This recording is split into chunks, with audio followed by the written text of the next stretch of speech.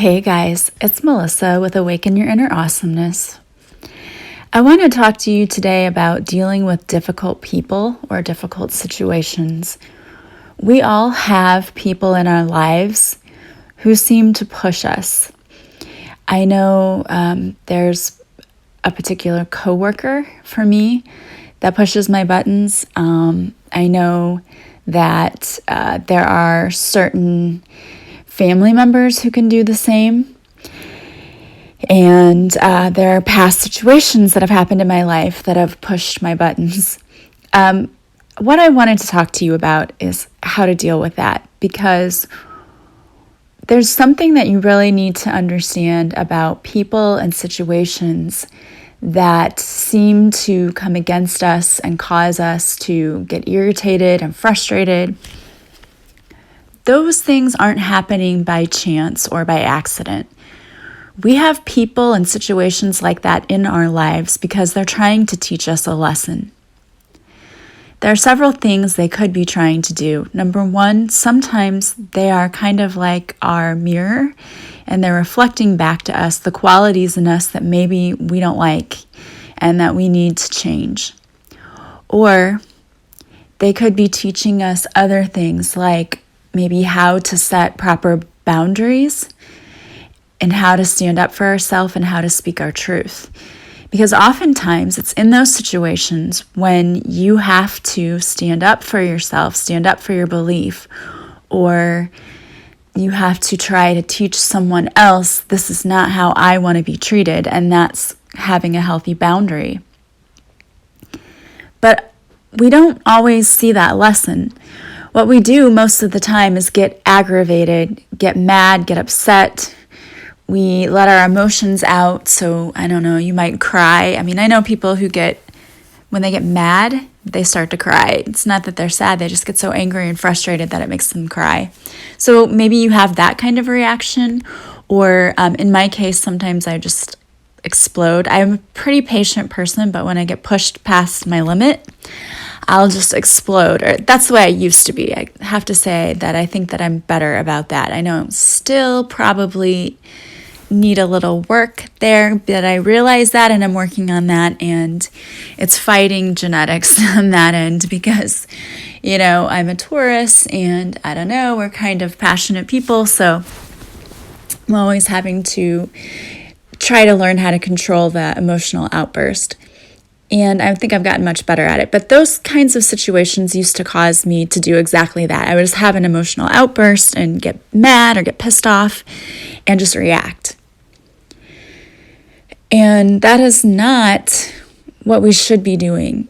Those situations may make you feel like you want to react that way, but it's really a test for something. What are you supposed to be learning when those things happen? What I feel like is that in the moment, it's really difficult to try to control those emotions.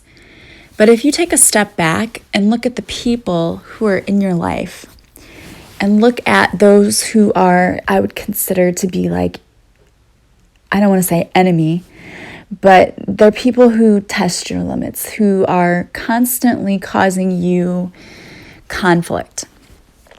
Take a look at those people in your life. What is it that they're trying to teach you? Because there's a lesson there.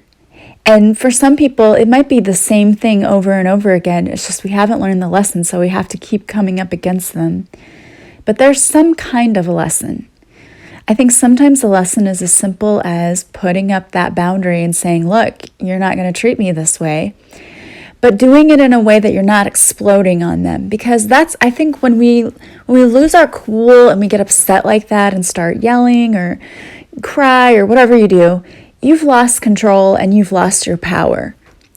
There is extreme personal power in being able to maintain your emotions and to look at something in a more thoughtful way instead of just jumping in with your emotions and reacting, being able to step back and look at the situation and say, you know what? This is what I'm supposed to do. This is how I'm going to deal with it. And not just like I would just explode. Not doing that. And sometimes you may have to say in that situation, I need a minute to gather my thoughts, and then I'm going to get back to you on this, because it lets that person know you're not off the hook. By no means are you off the hook. And I am not letting you walk all over me, but I'm going to get calm, cool, and collected before we have this conversation, because I don't want, if you explode and you have that emotional outburst, you look like the unstable, unsteady person. And that's really not who you are. I know that, and it's not who I am. So it's okay to say, I need a minute to collect my thoughts, and then we're going to have a conversation. And honestly, like if a boss said that to me, I would freak out. I would be really worried and scared, like, oh my gosh, they're coming at me with facts and they're going to be really, gathered, and this is serious, instead of just exploding. So think about that. When you come up against people who push your boundaries, who push you, who are in constant conflict with you, think about what it is you're supposed to learn. What are they trying to teach you? Are they trying to teach you to set a boundary? Are they showing you some kind of trait in you that they're showing right then that you don't like, that you need to change? What is it that they're showing you? Because they're showing you something. There's a lesson there. Because once we learn that lesson, it's so weird. It's like we don't have to deal with it anymore. And I can't tell you that in any other way, except I can give you an example with my marriage, my previous marriage. There was always constant conflict with my ex in the beginning, and had been for a long time, and we'd be fine, and then all of a sudden something would come up and it would just be like another explosive thing and like a fight. And I know things are supposed to get easier as time goes on, and that is part of it, but there was always something, a trigger. And when he finally said, I'm not going to let it bother me, like it's not going to get to me, like what was I supposed to learn here? And I know for me, one of the things that I had to learn was boundaries, healthy boundaries, having them with him, having them for myself in a lot of situations. I needed to work on having those healthy boundaries and not trying to be a people pleaser, because I wasn't pleasing anyone. I may have been temporarily pleasing the person I was with, but the constant people pleasing was really kind of a turnoff, I think, to the people I was with in the long run. And I was aggravated, resentful, and not saying anything because I just wanted everyone to be happy, but I wasn't happy. So I had to learn what my boundaries were and how to set them and how not to let people cross them. And that's been a lesson for me that I've worked on through many relationships, and that I'm just now getting the hang of.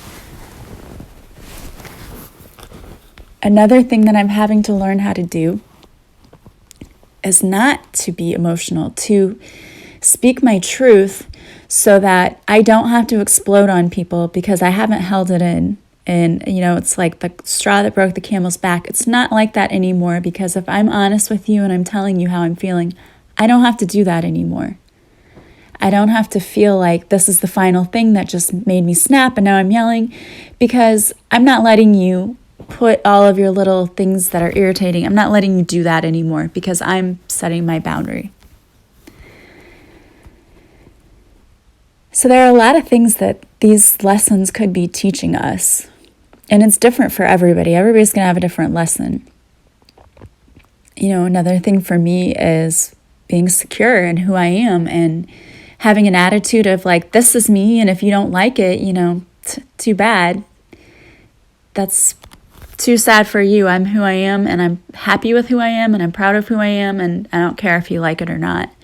And it's true. I used to worry whether people would like me or whatever. I don't care anymore. And it's not to say that, I'm rude to people, or it's nothing like that, but it's just, I know that there are always going to be people out there who don't like me, and that's okay. They don't have to. I don't like everyone else either. There's some people that I don't like. I'm not going to be mean to them or rude to them, but I don't like them, so I'm not around them, and that's my choice. It's letting go of people and things that no longer serve us. That's another big lesson that a lot of us have to learn. Letting go of things when they don't serve you. So think about the conflict in your life. Is it people? Is it situations? And I'm betting it's probably both. You're going to have people that come in conflict with you and situations. So again, journaling is a great way to try to get all of your thoughts out. Maybe take a moment and in your journal, think about the people and situations who come in conflict with you. What's happening in those situations? What are those people doing? And how does that make you feel? What kind of a trigger is that? And is there some kind of underlying message that's trying to come to light? Is it telling you something? Is it telling you you need to set a boundary? Is it telling you that there's a trait about you that you need to work on? Is it telling you that you need to let go of something? What's it trying to tell you? So really think about that. And another great thing about doing this is you can also come up with an attack plan, if you will, for the next time this person does this, this is how I'm going to react. When this person says this, I'm going to say this. And it helps you to keep your cool and keep your emotions in check.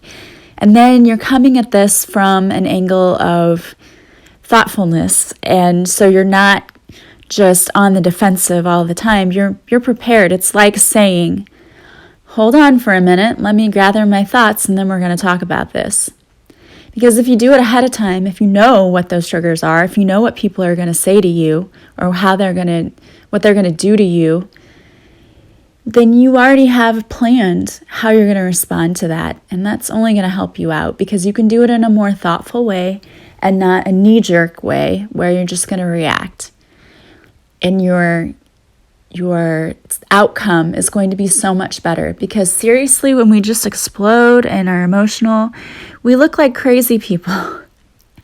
I know I do. I'll be the first person to admit that I that's what I look like when I just explode and lose it. I don't look like I'm a very stable person, but I really am. That's just a lesson I've had to learn is how to compose myself and to control my reactions and to not let everything get to me. You have to control your reaction. You can't control what other people do to you necessarily. I mean, you can set a healthy boundary and that will help because if people are doing things that make you upset, you can absolutely tell them that and say, I'm not going to accept this anymore. I'm not putting up with that. And that's one way to stop it from happening. But sometimes people are going to do something no matter what, and you can't control that. But you can control how you react to it. 90% of life is all about how you react to something. Life's going to happen to you no matter what. Things are going to happen. We can't control bad things happening to us. What we can control is our reaction to them and our perception of them. We can either choose to let those situations make us bitter or emotional, or we can choose to learn something from it and allow it to make us better. And I know which one I prefer. It's not fun to lose control of your emotions. That's like someone taking away your power. Don't let anyone take your power from you. No one. Be in control of you and your emotions. Don't let people or things cause you to lose your control. Keep your emotions in check and come at things or look at things from a more logical perspective, I promise you'll see different results. When you change the way you do things, you're going to see different results for the better. I hope that helped somebody. Somebody needed to hear that message, I think. And maybe I needed to hear it too. But I hope that you have a wonderful day. If you're interested in Reiki, please check out my website.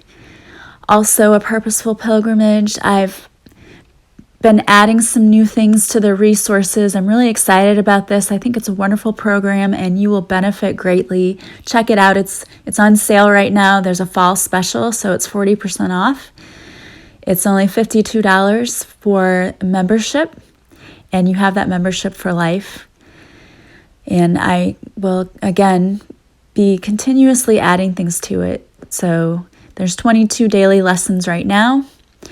And there's a whole page of resources with additional lessons. So please feel free to check my website out.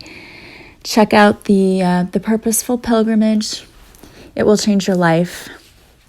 I hope you have a wonderful day. If you like this podcast, please share it with your friends. Please leave stars on iTunes if you can. Leave me comments. I love reading them. Love you guys. I'm sending you so much love and light. Have an awesome day. Bye-bye.